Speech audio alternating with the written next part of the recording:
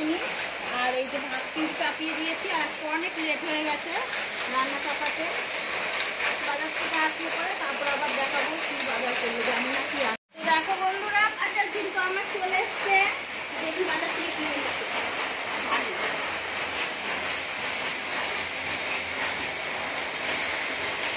দেখেছো কাণ্ড, আমি বারবার বললাম একটা মাছ আনবো না, এগুলো এনেছে।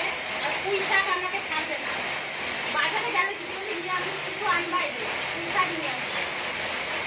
এখানে এনেছে চাল কুমড়ো, আর মাছ তো এনেছে অবশ্যই, যা দেখা যাচ্ছে। না বললে শুনবে না, মাছ আনা লাগবে।